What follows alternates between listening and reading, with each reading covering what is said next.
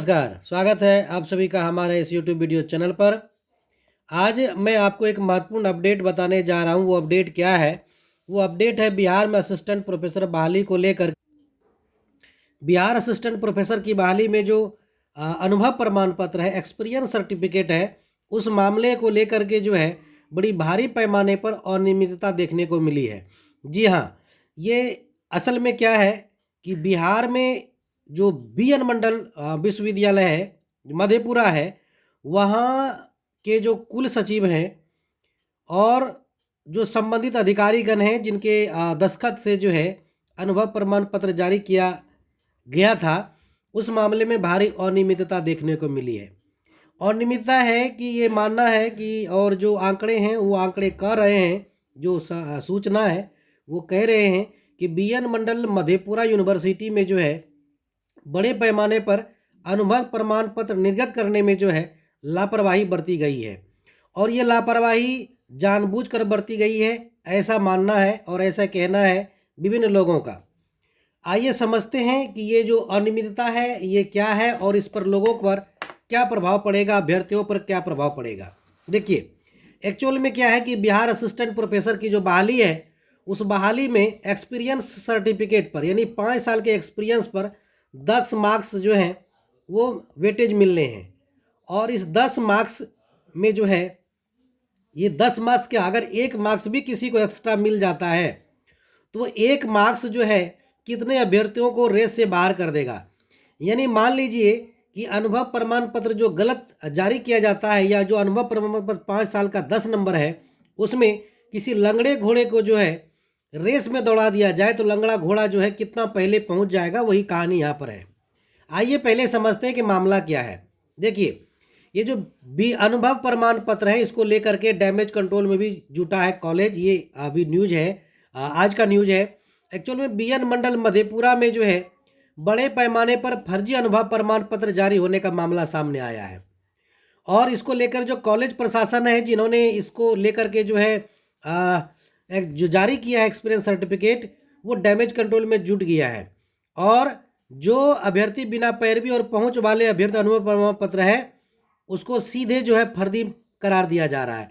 यानी जिसका पैरवी नहीं है लेकिन पैसे पर अनुभव प्रमाण पत्र बांट दिया गया है, उसको लेकर जो है कॉलेज कह रहा है कि वो फर्जी है।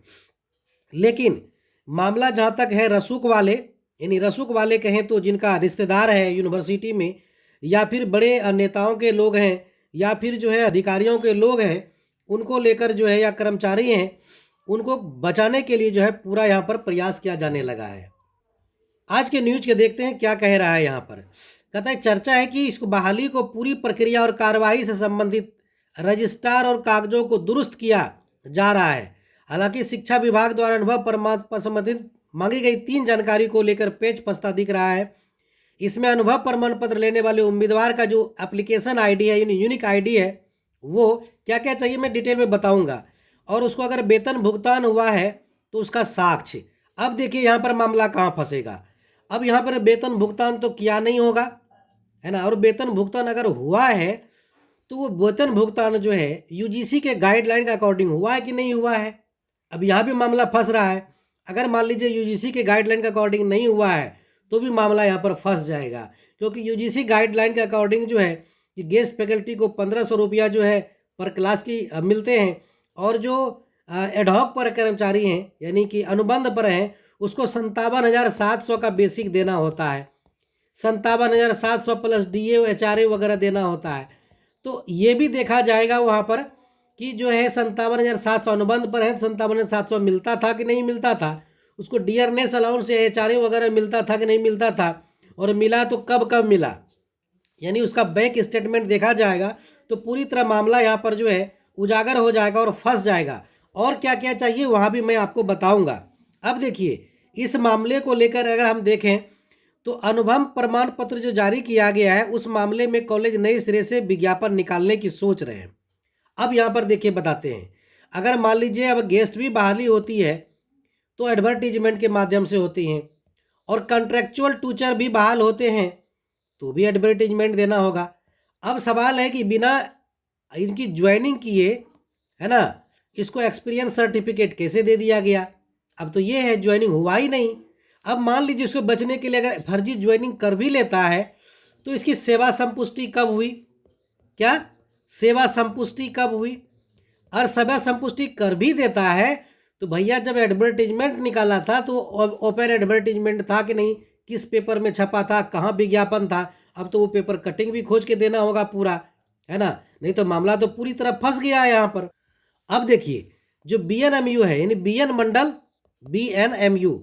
मंडल यूनिवर्सिटी जो मधेपुरा है, अब वहाँ पर देखिए अगर पेपर दैनिक भास्कर की माने जो खबर छपी है उसके अकॉर्डिंग माने तो सहायक प्राध्यापक पद के अभ्यर्थियों को अनुमान प्रमाण जारी करने को लेकर जो इस बड़ी लापरवाही सामने आई है, ये कह रहा है दैनिक भास्कर में छपी है न्यूज, और यहाँ पर उसका रिकॉर्ड ही नहीं है यूनिवर्सिटी के पास कि किसको भेजा है ना।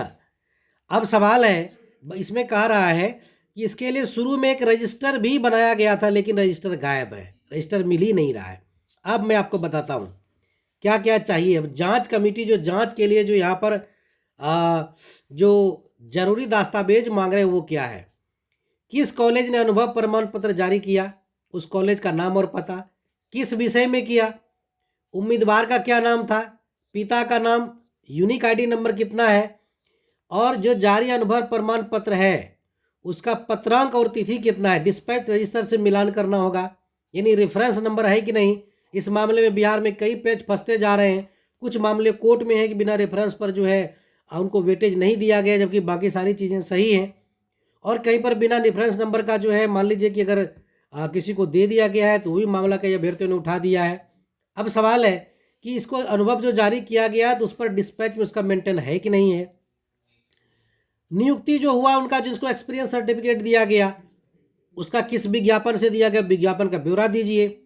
और नियुक्ति के लिए जो कमेटी बनती है वो कमेटी में कौन कौन था, कमेटी का ब्यौरा दीजिए, है ना। वो जो कार्यवाही पंजीकरण है वो दीजिए, कौन कौन सा क्लास लिया है, कॉलेज आया है कि नहीं आया है, उसके लिए रजिस्टर जो है उस पर उसका साइन है कि नहीं है, वो डेली जो है क्लास अटेंडेंस जो है उसको वो चाहिए। नियुक्ति से संबंधित पद सृजन का मामला भी है कि अगर मान लीजिए सृजित पद से अधिक पर आपने जो है बहाल किया है तो उसका रिकॉर्ड दीजिए कि आपका पद सृजन कब किया था, है ना, विषय में उसका एफिलिएशन है कि नहीं है। ये सारा मामला एफिलिएटेड कॉलेज से लेकर है ना। और विश्वविद्यालय से जो निर्गत है पद सृजन संबंधी अधिसूचना वो भी मांग लिया है। उम्मीदवार की नियुक्ति और योगदान की तिथि, मतलब नियुक्त कब किया, योगदान की तिथि कब है, वो भी मांग लिया है। उम्मीदवार जो है किस तिथि को रिटायर किया यानी कि कब त्याग दिया, रिजाइन किया, और वेतन भुगतान कैसे किया उसका बैंक स्टेटमेंट चाहिए, है ना। उपस्थिति पंजी में वो साइन किया है कि नहीं, कहीं दस्तखत है कि नहीं, और वहाँ जो है कार्यकारिणी की जो कार्यवाही पुस्तिका है उसमें मेंटेन है कि नहीं। यानी कई मामलों में लेकर के जो इस पर जवाब तलब कर लिया गया है और इस मामले में बीएनएमयू फंसता नजर आ रहा है। अब देखिए वहाँ के जो कुलपति हैं, कुल सचिव हैं विपिन कुमार राय, कुल सचिव बीएनएमयू मधेपुरा, है ना। कुल सचिव क्या कह रहे हैं उसको सुनिए और देखिए वहाँ पर क्या है। मैं आपको यहाँ पर वो भी दिखा दूंगा।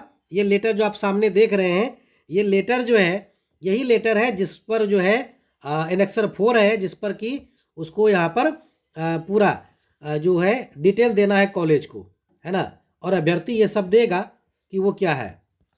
ये जरूरी दस्तावेज है कि जो है अभ्यर्थी को जो है चाहिए उसके एक्सपीरियंस को संपुष्ट करने के लिए। पहले समझ लेते हैं कि वहाँ के कुल सचिव क्या कह रहे हैं। कह ले रहे हैं पूर्व में कई महाविद्यालयों के द्वारा बिना अनुमोदन के अनुभव पत्र जारी किया गया था। कई विषयों में ऐसी विसंगतियां आई हैं। सरकार से प्राप्त पत्र के आलोक में तेजी से जांच की जा रही है और यथाशीघ्र जांच पूरी कर विश्वविद्यालय सेवा और आयोग और सरकार को सूचित कर ये सारी सूचनाएं सरकार को भेज दी जाएंगी, ऐसा यहाँ पर जो है रजिस्ट्रार का कहना है। अब देखिए मामला कहाँ फंसेगा, मैं भी वो भी बता देता हूँ। अब इस मामले को लेकर के जो है बड़ी भारी पैमाने पर जो है हंगामा मचने वाला है, क्योंकि जो अभ्यर्थी जिन्होंने कभी कॉलेज का मुंह देखा ही नहीं उसको भी एक्सपीरियंस सर्टिफिकेट बांटने की खबर आ रही है कि बिना एक्सपीरियंस कॉलेज को देखे, बिना कभी पढ़ाए, जो बिहार में रहे ही नहीं, उनको भी एक्सपीरियंस सर्टिफिकेट जारी कर दिया गया और बहाल भी हो गए। अब जो मूल कैंडिडेट थे, ओरिजिनल कैंडिडेट थे, वो तो इसमें छट गए, और जो बेईमान कैंडिडेट थे, उसको बेईमानी कहिए, बेईमान कैंडिडेट थे जिनका लाग भाग था विश्वविद्यालय में, जिनके कोई रिश्तेदार अधिकारी थे, वो लोग मजे मार रहे हैं। अब बताइए ऐसे लोग क्या पढ़ाएंगे जब खुद ही फर्जी करके आए हैं, खुद ही बेईमान है, तो वो क्या ईमानदारी का पाठ पढ़ाएंगे। अब तो ये सब जांच का विषय है। अब सवाल ये है कि इस जांच में कितने जो है मुल्ला फंसेंगे और कितने जाएंगे या कितने बच जाएंगे।